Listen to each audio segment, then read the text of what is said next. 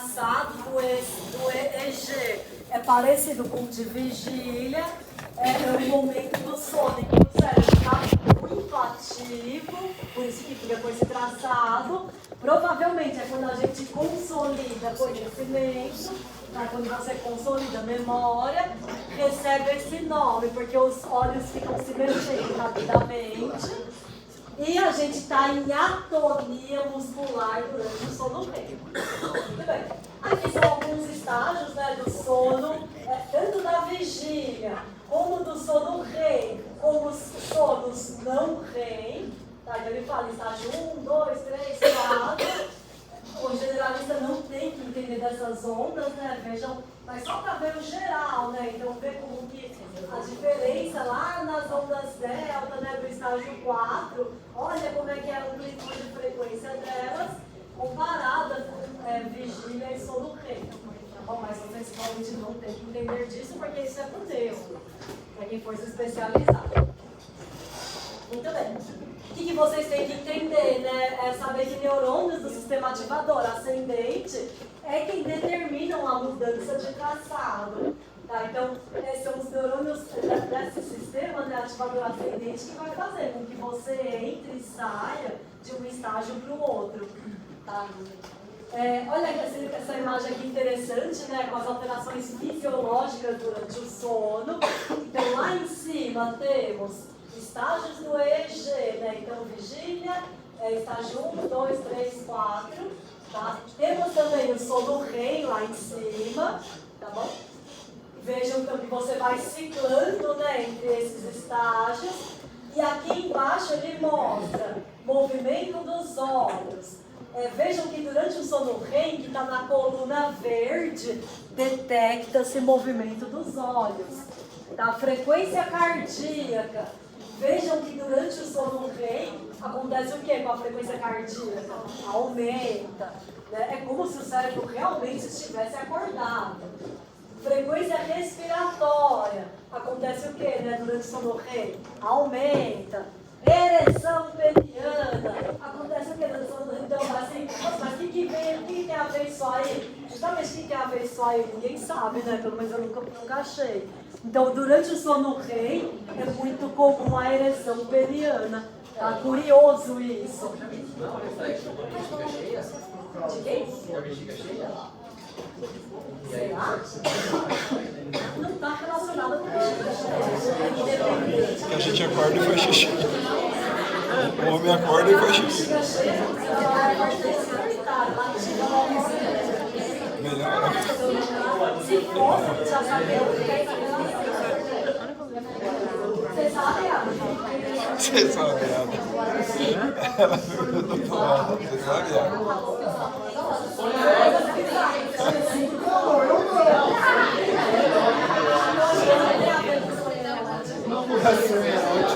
Que eu saiba, não tem a ver com sonho erótico, não. Mas simplesmente erótico deve ser algum efeito colateral. Deixa eu tossir com mais nada. Pessoal, vou falar uma coisa interessante para vocês, né? Muito capaz. Marcos falou um negócio que tem sentido, né? Como você entra em atonia, será que não tem uma ativação parasimpática? E o aumento da circulação. Porque na atonia você pode fazer a ativação parasimpática como consequência da atonia. É isso mesmo, né? É isso mesmo. Eu pensei nisso também, alguma ativação parasimpática. Basta ter um aporte de sangue, né? Não precisa ter uma... Segundo o Dr. Google, o cérebro envia sinais para os nervos da região genital, desencadeando o aumento do fluxo sanguíneo para o pênis e os caminhos. Aumento de fluxo sanguíneo para o pênis, né? Ou seja, parasimpática. Aí, ó. É pra manter a saúde do pênis. Corpo da verdade. Mas, pessoal, uma coisa interessante é que quando o rapaz ele tem algum tipo de disfunção, né, de ereção, isso é importante para vocês até para os pacientes. Eles avaliam, então o menino vai chegar no consultório, está com disfunção erétil, eles avaliam se durante o sono ele tem ereção. Se ele tiver, quer dizer então que a alteração é psicológica mesmo, né, emocional e não física. Né? Então essa ereção durante o sono REM acaba comprovando de que, bom, fisicamente consegue. Ou seja, questão psicológica, que é extremamente comum. Então, vocês têm que estar prontos para acolher o paciente. Muito bem. Algumas vias de controle do sono e vigília, né? Então, o que nos leva ao sono? Então, como eu comentei, o núcleo pré-óptico inibe o sistema ativador ascendente, tá? E aí você entra em sono, tá? Então, a inibição pelo núcleo pré-óptico do sistema ativador ascendente te coloca em sono. No sono, você vai oscilar entre REM e não REM. Tá? Então, durante o sono, você oscila REM e não REM.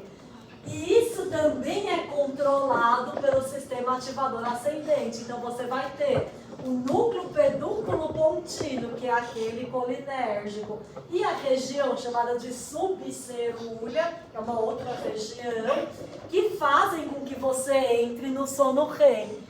Então, vocês veem, né? São neurônios da formação reticular que te coloca no sono REM. E também neurônios da formação reticular que te tira do sono REM.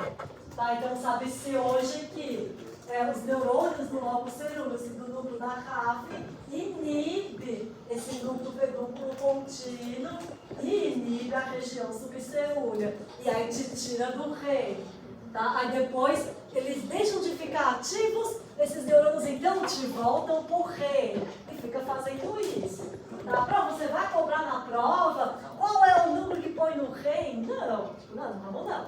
Tá bom? Mas assim, por que isso não vai cair na prova? Eu quero que vocês vejam a participação da formação reticular fazendo com que a gente tenha sono, vigília e não só isso, mas todas as etapas do sono. Tá? Então, a formação reticular que vai fazer esse controle. Ela te coloca no estágio, depois te coloca no outro, e todos eles são importantes para a saúde. Aqui algumas curiosidades, né? Então, antidepressivos, alguns, né, não sei se todos, eles dificultam a entrada no sono REM.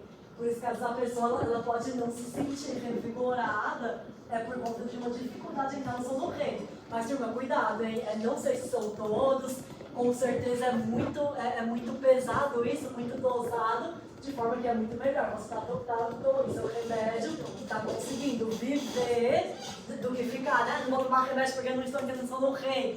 Se você sabe qual é a melhor forma de avaliar se você está dormindo bem, você tem que avaliar como é que está a sua vigília. Então, essa é a medição.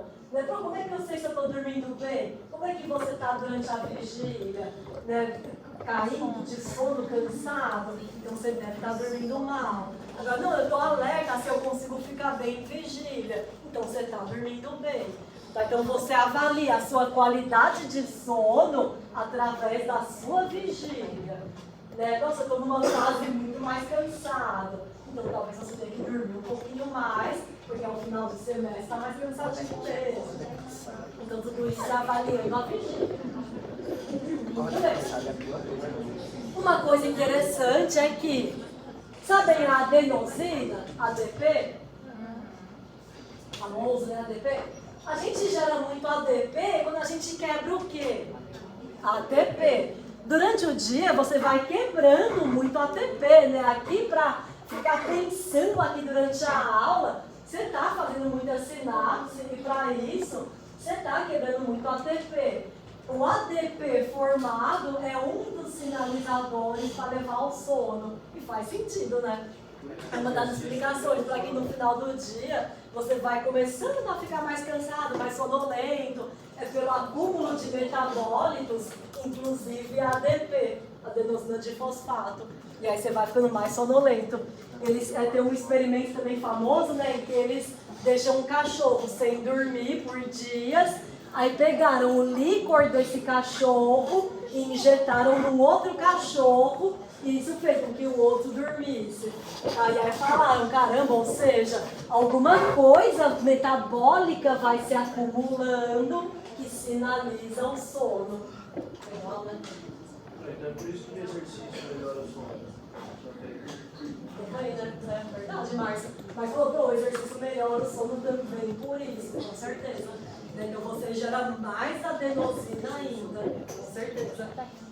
Tem gente que fala, né, que não pode fazer exercício para a pessoa, né? Quando ela faz muito tarde, prejudica o sono, mas aí porque também o exercício nos deixa mais alerta. Aí é de cada um. Exercício é sempre bom, a gente vai fazer mais cedo. Trabalhar o sono não é desculpa. Eu acho que é individual.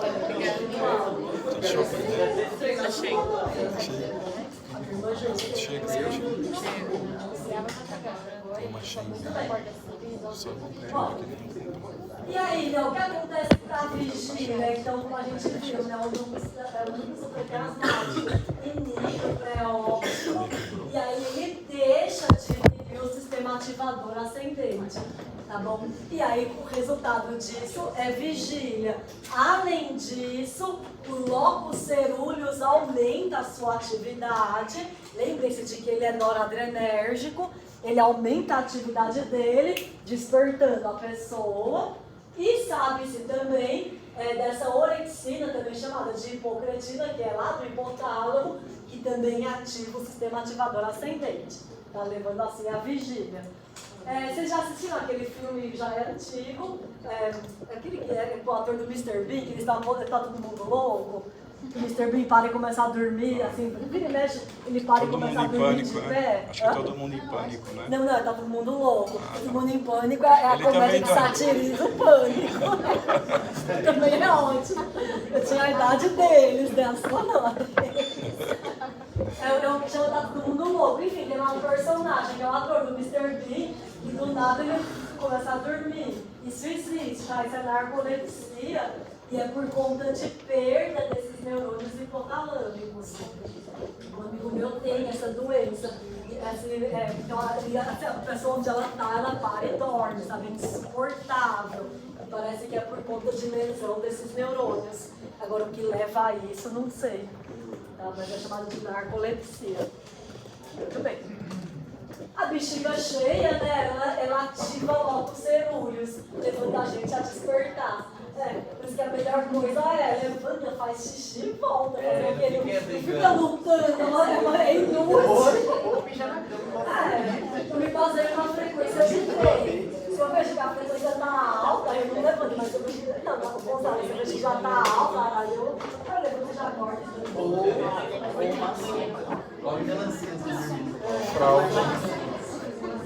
Uma fralda, uma sonda resolve. Aqui está quase já encerrando o sono, né? Então, olha essa imagem que interessante. Ele está mostrando então a oscilação do sono REM e não REM. Tá? E aí ele coloca o sono REM, tá? A faixinha verde, e ele mostra em vermelho, são neurônios que liberam acetilcolina, né? Lá do núcleo pedúnculo contínuo. E vejam que são um dos neurônios que levam ao sono REM. De fato, eles estão mais ativos durante o sono REM. Tá? Em azul, né, são outros núcleos que tirariam a gente do REM. Tá? Então, quando eles começam a ficar ativos, você sai do sono REM. Tá bom? Um experimento mostrando isso. Legal esse lado. Será que quando você fica mais velho, ativa mais esses neurônios? Tem o velhinho, né? Ele tem um sono muito picado. Uma das explicações dessa é a produção de melatonina, que deixa de ser tão responsiva ao escuro. Ele dá uma atrapalhada na produção dela. É uma das, Mari, devem ter outras. Porque a Mari falou, e a pessoa de idade, né? Ela fica com o sono todo atrapalhado. Melatonina é uma das explicações. Mas além disso, turma, vejam, são neurônios, né, que ativam sono, vigília, cada um dos estágios de sono, é tudo neurônio. A gente vai tendo idade, vai tudo caindo, assim, os tecidos vão ficando velhos, vão parando de funcionar, inclusive tecido neuronal. Então não tem jeito, assim, isso também deve haver uma perda mesmo, Mari. Deve ser tanto melatonina, mas também ali o tecido ficando velhinho. A vida. Essa tabela mostrando, né, características dos estados do ciclo sono e vigília. Então, por exemplo, sistema ativador ascendente na vigília está ativado e no sono, tanto REM como não REM, está desativado. Tá? Depois vocês podem olhar um a um porque é interessante, né? o núcleo pedúnculo contínuo ativado na vigília, desativado no sono, mas ativado no sono REM, porque ele é um dos caras que leva ao sono REM. Tá? E assim vai. Os núcleos, né, interlaminares no tálamo, né, que são aqueles que mandam informação para o córtex cerebral inteiro, ativados na vigília, desativados no sono, tanto REM como não REM. Tá? Por isso que mesmo quando você está no sono REM, onde o seu cérebro está loucamente ativo, você ainda não está captando sensibilidade periférica. O que está loucamente ativo é o cérebro, mas você não está escutando a mosca voar lá na cozinha. Muito bem. E a ereção genital, né, curiosamente, é em vigília ocasional, mediante estimulação, e ausente no sono não REM e frequente no sono REM. Tá? Das curiosidades.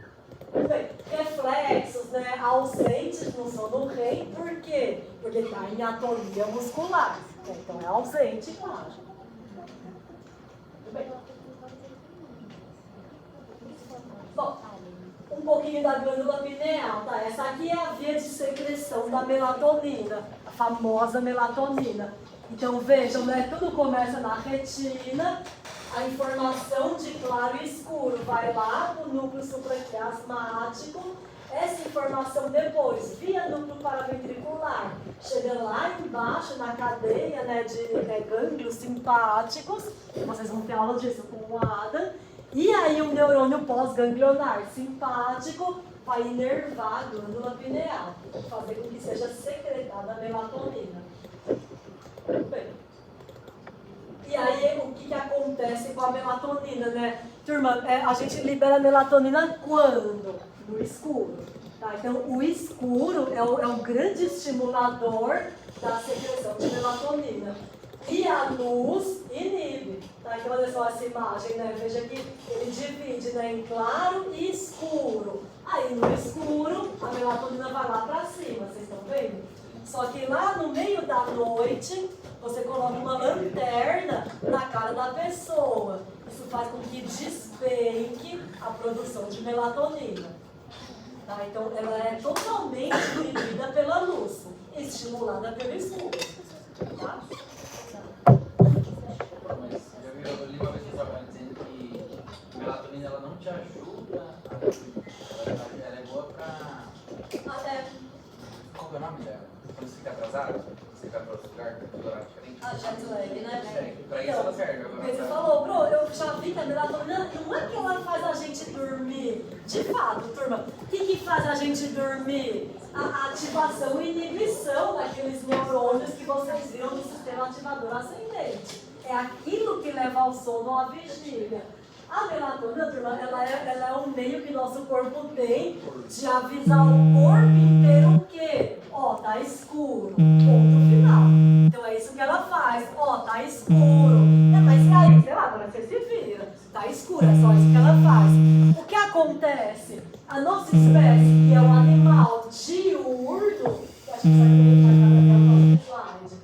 O animal, né, diurno, o que ele vai fazer então quando o corpo avisa ele que está claro ou que está escuro? Se está claro, ele vai reproduzir, ele vai se alimentar, ele vai ter pico de cortisol, né, os hábitos reprodutores dele, tudo isso vai ser de acordo com o ciclo claro e escuro.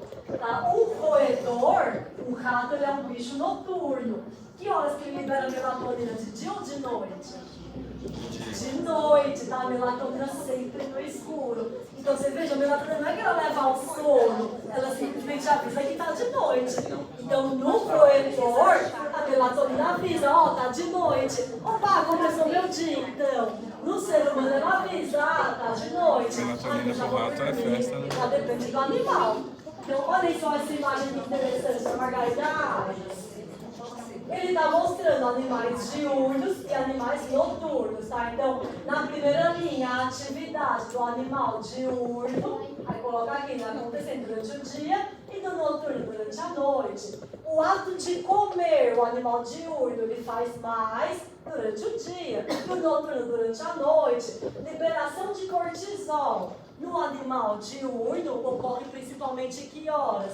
no início do dia, no animal noturno, no início da noite. A temperatura é maior, mas no fim do dia, no diurno, e do noturno, no fim da noite.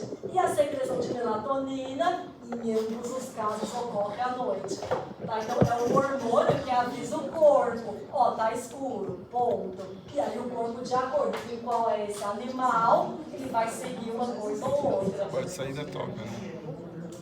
E pela melatonina, Sabe? ele vai sair Ou da você ia toca. tomar melatonina e, nossa, que sono, não é.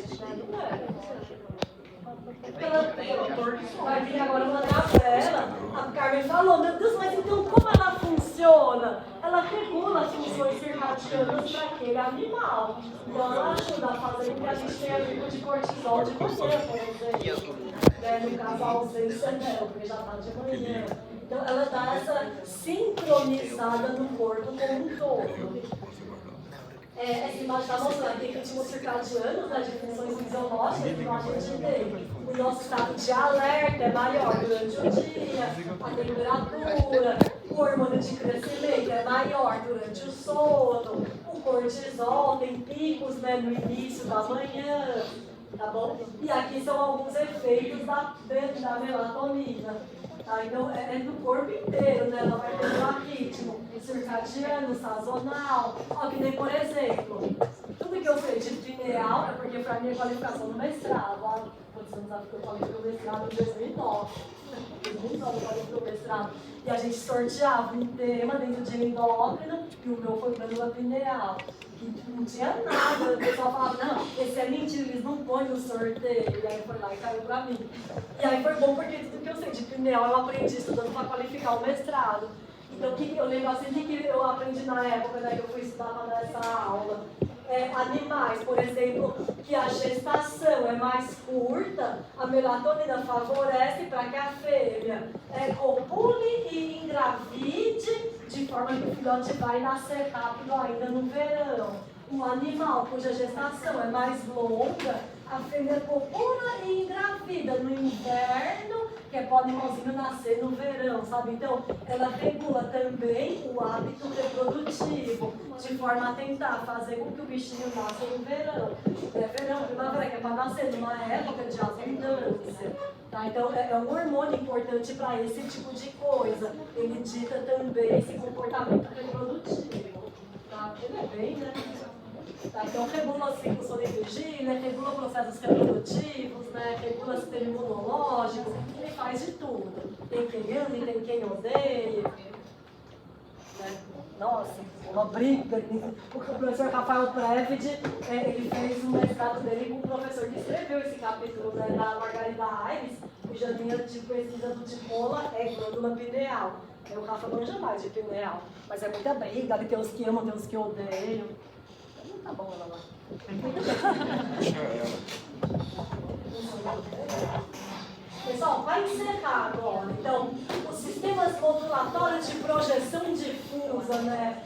São coisas que vocês já viram, tá? Então, são aqueles núcleos que compõem o SARA e também o estaminérgico, que é hipotalâmico, e vale falar dele.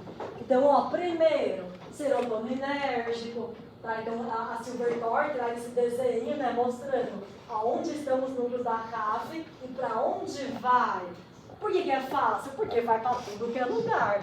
Né? Você vai perguntar isso na prova? Então, não, porque tudo que vocês falarem vai dar certo, até cerebelo.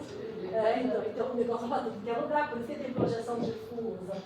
Tá, então vai para tudo que é lugar, né? A Silverthorne coloca aqui algumas funções dos núcleos da CAF. Então, muito bem. Para vocês que vão ser médicos, eu acho que o mais importante é entender a localização do tronco. Então, fica mais na parte mediana.